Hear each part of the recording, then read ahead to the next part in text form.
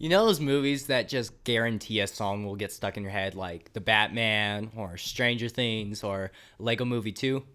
This is one of those movies. Good and bad morning for the sake of inclusion. I am Scott Sowers, and Scott Sowers would like to welcome you to the Mr. Worldly Wiseman editorial. My goal with this review show is to find the corrupt tactics of Mr. Worldly Wiseman so we can find truth amongst the truthless media and to help my audience keep a biblical worldview when watching movies, shows, and other things. Now, since I'm going to be blabbering on about worldviews and such, it's only fair for me to tell you mine. I am a Christian, conservative, Southern Baptist pastor kid. I'm one of those weird ones that actually thinks the Apostle Paul has authority. I also want to say that even if our ideals aren't the same, that I encourage you to still watch this video so you can help identify the messages being brought to the table. Today we'll be looking at Can't Buy Me Love. And why did I choose this randoms 80 rom-com? Well, in all honesty, it's because it's a special movie between me and a friend of mine. She pointed out that the main character kind of resembles me, and yeah, I'm kind of a doofus like him. And so, yeah, it's kind of a soft spot in my heart. But I also chose this movie because it does have a lot of messages we can look at. It hits every 80s rom-com beat. It's got the whole lie revealed, peer pressure, underdog, shallow desires, making everyone who ever loved you hate you, nuclear winter, women's storyline. You know, all those problems. Tons of content we can look over biblically. And yes, I will be giving spoilers, so watch the movie first and then come back to my super handsome and cutesy and very, very dry face. Now with this movie, I want to analyze it by going through the story. I just want to show all the screw-ups as they pile on top of each other as they happen. I'm going to be kind of like the actual cinema sins.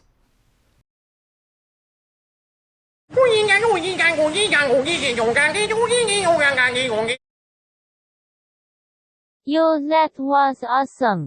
You want some bread? Nah man, I'm on a diet.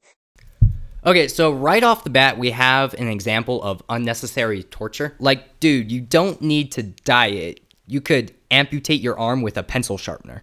I see you're drinking 1%. Is that because you think you're fat? Because you're not. You could be drinking whole if you wanted to. Just a nice tip from a fellow anorexic. Yeah, here they are in my pocket. There. Cindy, I thought I said only the Neiman Marcus card. But Mother, school starts on Tuesday. Within the first scene, it shows Cindy's material girl qualities. Vanessa, I'm a material girl. Just living high on her single mother's money. It's obvious that she's not very worried about the people around her, as long as they don't get in the way of her laughs. Even scoffing at good work. Cindy, this is what I'm talking about, responsibility. Honey, you're a senior now. Why can't you be more mature like the Miller boy? Huh?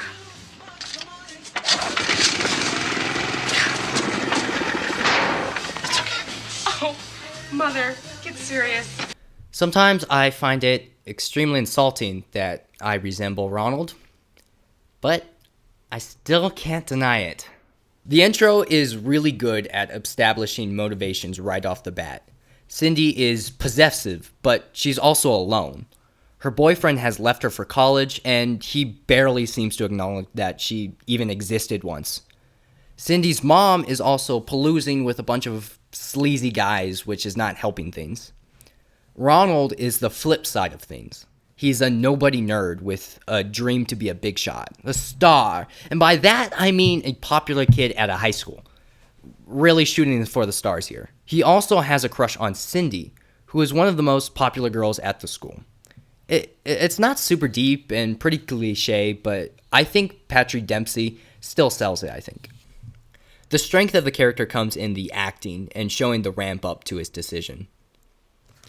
Also, what's with that stupid hat? What kind of nerd would wear a hat like that?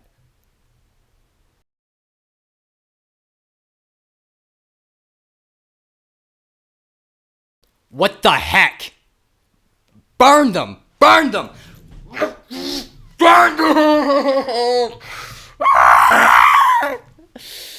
I'm pretty sure that that's a sin, but I'm too busy bleaching my eyes to look in the Bible for that verse.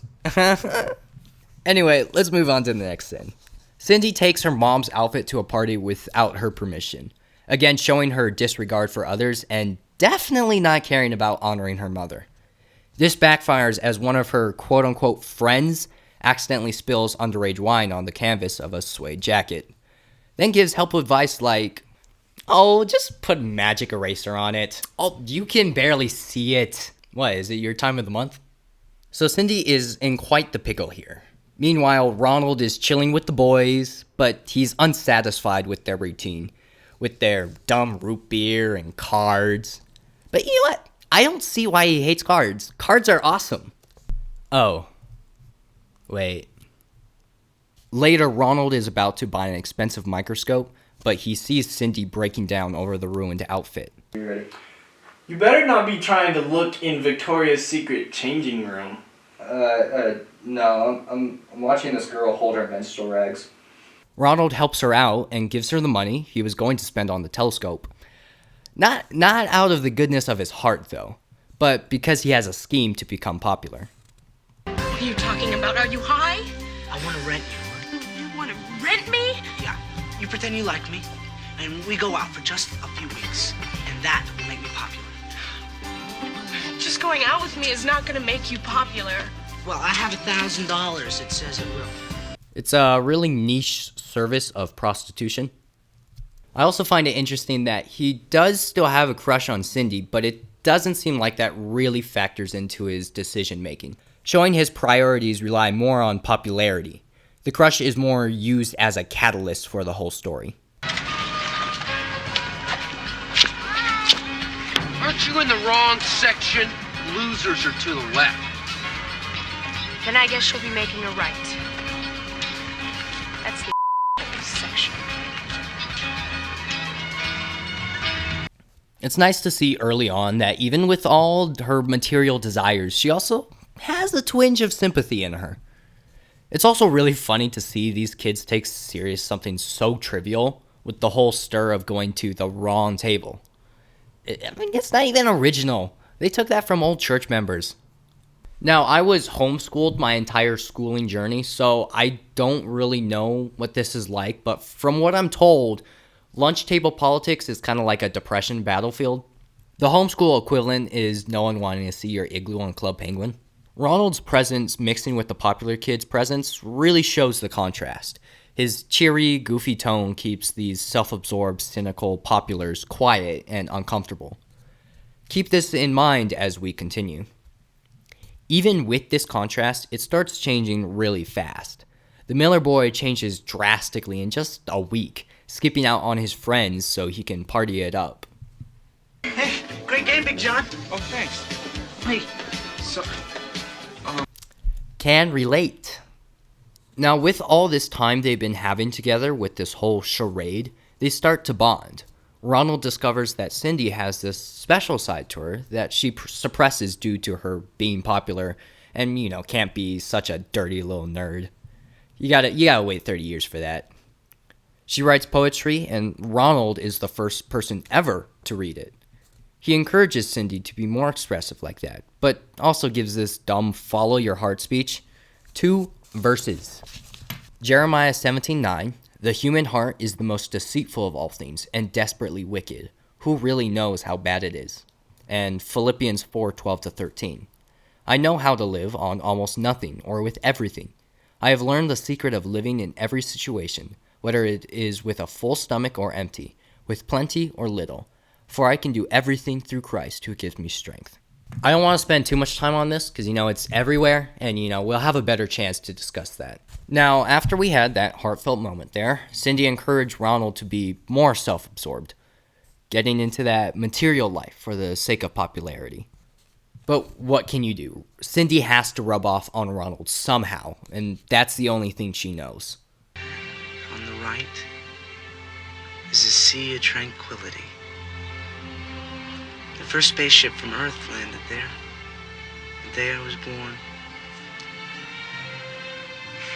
That's why you're so into astrology, right? Again, wait 30 years, honey. They kind of rush this whole part for the sake of the rest of the movie, but the two switch personalities almost. Cindy has become more expressive and actually has fallen in love with Ronald. Ronald, on the other hand, has completely lost his feelings for Cindy and really just cares about his reputation. Oh, Ronald, you're so smart and handsome. If you were to ask me, I'd marry you right now. If you were an object, you would be $1,000, because I'd rather trade you for a woman who cares nothing about me. But I'm already an object. The next part of the plan is to stage a huge breakup. This leads Ronald to being so caught up in his fame, he actually disregards her actual feelings and her reputation. He hurts her directly without knowing it. Which, is very much like her and her friends and the jocks. This is not necessary. Would you show some maturity? Like your precious Bobby? Yeah. Yeah. Yeah. Well, if I was as mature as him, I probably wouldn't have called you either. I'm tired of you comparing me to Bobby. And in fact, I'm tired of you. Period.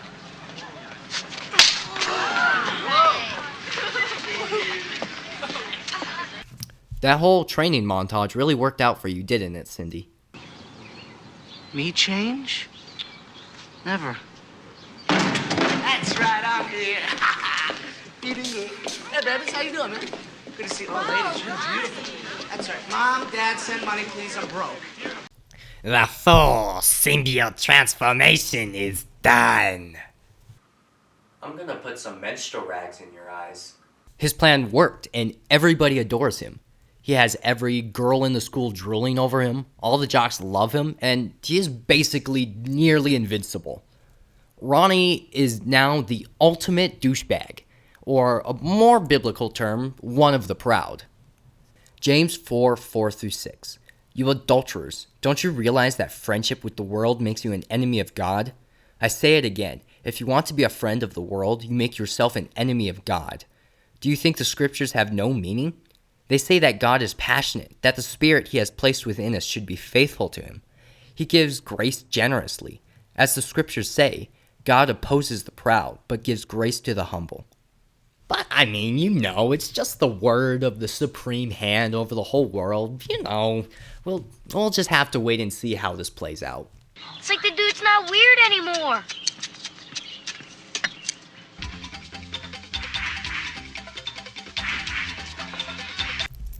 Don't worry, he's still weird. So essentially what happens next is Ronnie goes to a dance with one of Cindy's friends. He doesn't know how to dance, so he learned to dance on TV. But turns out the dance isn't Orange Justice like he thought. It's a foreign ritual dance. What's that? Oh, he must be in special ed. But the cool kids don't seem that bothered by it. If Ronnie is doing it, then it has to be cool. So everyone does the exact same thing, like normal, self-thinking individuals. One of us. One of us. Come on, this is just TikTok's business model. In addition to his newfound immunity, Cindy's friends gain an interest in him and treat Ronnie like a Pokemon card they can trade. Excuse me. Ronnie said that you said that friends share, Patty. You've had him 2 weeks and attacked him for 2 weeks. Whoa, wait a minute. First of all, if I recall correctly, you still have Bobby. Secondly, you quit Ronnie, so that makes him public property. You guys, that's real romantic. He sounds like a restroom. This also doesn't stop when the school harlot swallows him as well. Proverbs 5:3-5. For the lips of an immoral woman are as sweet as honey, and her mouth is smoother than oil. But in the end she is as bitter as poison, as dangerous as a double-edged sword. Her feet go down to death. Her steps lead straight to the grave. Ronnie's actions start to bite back, though, after his friends decide to throw dog poop on Ronnie's old best friend's house. He's been brushing this friend off to the side for months, and he finally hits the nail in the coffin when he gives into peer pressure. Ronald turns on his friend by throwing crap onto his house. The whole conflict feels really stupid on paper, but the performances still manage to make up for it. You think this is easy for me?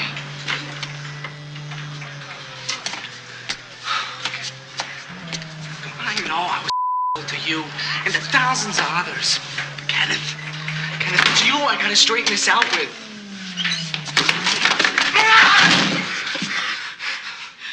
Out my house. No. Out my house. Proverbs 18:19. An offended friend is harder to win back than a fortified city. Arguments separate friends like a gate locked with bars. I wrote a new poem. It's called Broken Moon. It starts... Why don't you save it for your college boy? I wrote it for you.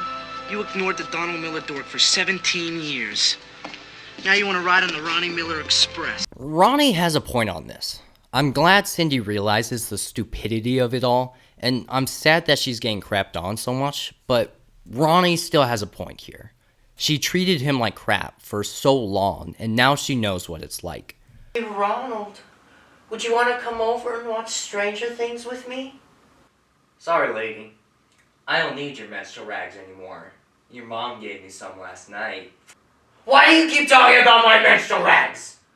I'm not saying Ronald is right in doing this, but Cindy had it coming, and she's learning from it, which is good. Because of this, she actually dumps this random guy that she's been dating for a tad bit. The guy was extremely disrespectful to Cindy, and I think if this was the Cindy at the start of the year, she would have just taken it. The guy is older, makes her look cooler, kinda good looking, maybe, kinda. It's just part of the course for the popular girl. But now Cindy sees how shallow that life is, and she doesn't have to take that crap anymore. Is it thick? This isn't thick. Oh, well, let me check the consistency. This leaves Cindy alone, however, forcing her to confide in the only person she can, her mother. Ronald Miller paid me $1,000 to pretend I liked him. What a deal, huh? $1,000 to go out with him for a month. This guy. Oh, God.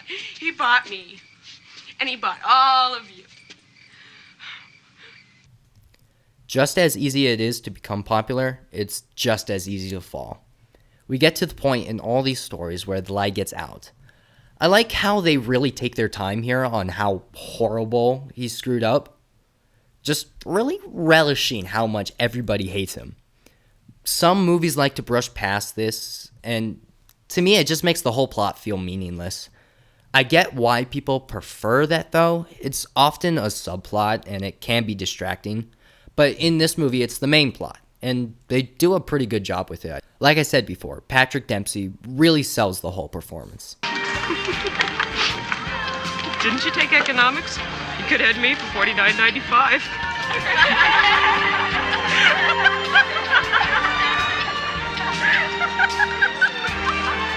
This is a great scene, not just because of the acting, but because they both have been humbled. Cindy has learned how she's treated other people, and Ronald knows that he just can't buy his way into love. Aw, you used to have a sense of humor. We were all friends then, remember? And now you want to end his life because he's talking to Patty on your side of the cafeteria. Oh, man, it's stupid. I know, because that's where I wanted to be. On your side, with your crowd. But I messed up. See, I tried to buy my way in. Aw. But Kenneth, he's not trying to buy anybody. He's just trying to make friends. Being himself.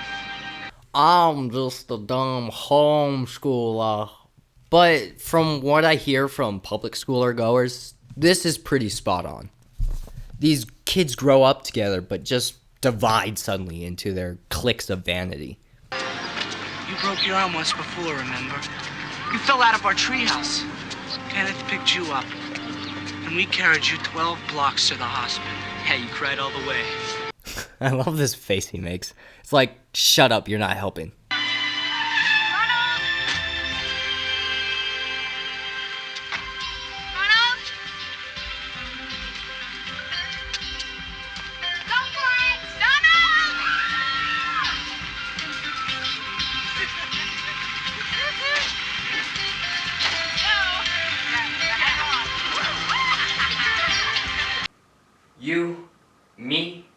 your menstrual rags are going to be forever.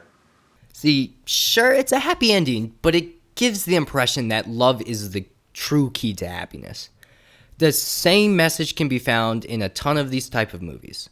Your desire to have sex with a person can fix all the problems of the world. But that doesn't work either, because that desire runs out eventually.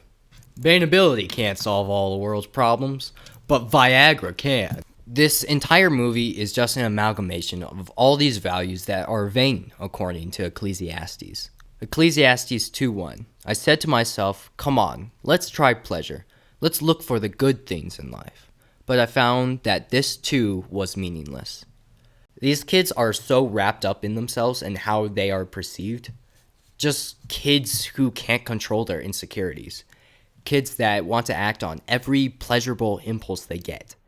It's something that all kids go through and have gone through for decades. I mean, this is an 80s movie, and we can totally see this in kids today. Just throw social media into the mix and make things like 100% worse. 1 Peter 4:3-5. You have had enough in the past of the evil things that godless people enjoy. Their immorality and lust, their feasting and drunkenness, and wild parties, and their terrible worship of idols. Of course, your former friends are surprised when you no longer plunge into the flood of wild and destructive things they do, so they slander you. But remember that they will have to face God, who stands ready to judge everyone, both the living and the dead. That is why it is so important that we need to be teaching kids the gospel. They're in that time of life where they're trying to develop and trying to figure out who the heck they are. That's why it's so important to correctly teach the youth the gospel. These kids get lost in confusion, and without the gospel, they can spiral out of control. Want to know how I know this? Because I'm 18 and barely out of high school. And hey, maybe they learn their lesson and make it out fine, as fine individuals without the Lord.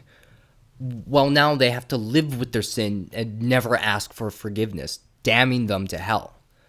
But they will always have the chance to come to the Lord and ask for forgiveness, whether they're a kid or an adult.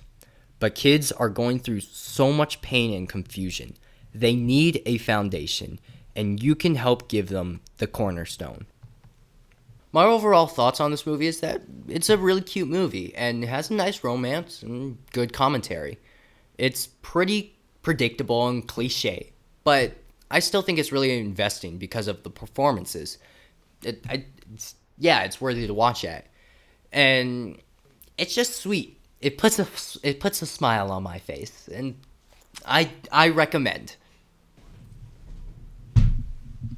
Thank you for watching the video. Please like, subscribe, comment. Feel free to call me an idiot in the comments, but you know what? You could also give me a movie I can review. And just say I'm really pretty. Please. No, don't do that. But I think that's all. You guys have a lovely day. But don't forget to fear the Lord and stay unimpressed with the fool, guys.